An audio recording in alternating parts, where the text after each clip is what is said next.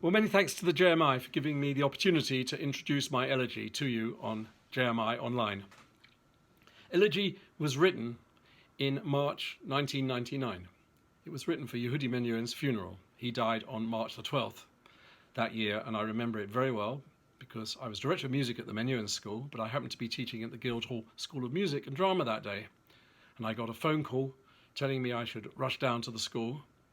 I got into my car, turned on Radio 3.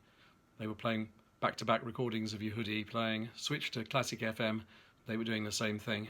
And when I arrived at the school, TV cameras were everywhere, wanting to interview students and staff about the great man. And I went into my office and the phone rang, and it was Yehudi's daughter Zamira saying that the family wanted Yehudi to be buried in the school grounds and that Nicholas Chisholm, the headmaster, and I, director of music, would have to arrange the funeral. So Nicholas got busy with the logistics of doing this, and I was involved in organising the service and, of course, the music for the service.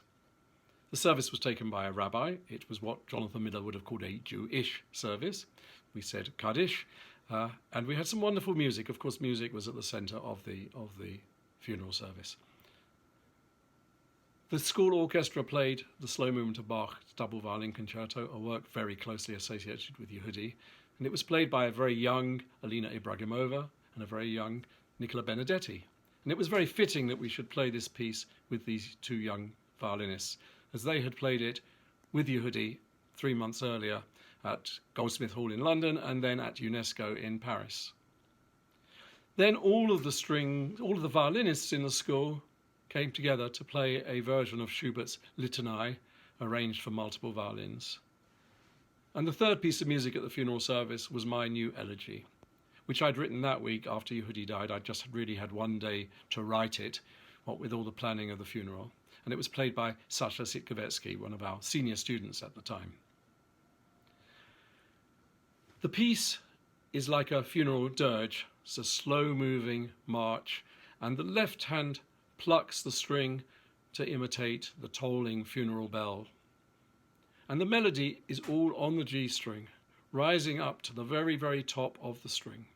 This is a kind of homage to Yehudi because he liked to try and put melodies onto one single string to keep the tone colour the same. So his fingerings were rather unconventional in order to make this work as often as possible. And in my piece, the slow, unwinding melody rises right up to the top of the G string, becomes very difficult to play. It's as if reaching out of this earth up to heaven. After the climax of the piece, the music subsides again, and I quote the beginning of Abodah by Bloch. This was the first piece ever written for Yehudi. Bloch wrote it in December 1928, taking the Hebrew prayer and making it into a piece for violin and piano. And Yehudi used to tell the story of Bloch knocking on their door in Steiner Street in San Francisco with the manuscript, and as Yehudi used to say, with the ink still wet on the page. And this is a piece that Menuhin played often, and in fact I had quoted it before for Yehudi's 80th birthday. I wrote a piece called A Hopeful Place, which he conducted in the Albert Hall, and I quote Abodah in that piece as well. Now, this recording you're about to hear has been made during lockdown by the wonderful violinist Boris Kucharsky. Boris was a pupil at the school in the late 70s and early 80s and became very close to Yehudi. Yehudi was his great mentor. Now Boris is a professor at the school and probably one of the world's leading experts on Yehudi's recordings and all Yehudi's music making. And this performance that Boris gives, which is absolutely wonderful, is a real homage to the great man. You'll see in the background a medallion, a piece of sculpture with Yehudi's image on it. And there's a story about this medallion. When Yehudi died, some of his belongings were auctioned at Sotheby's, and Boris had his eye on obtaining this medallion of Yehudi.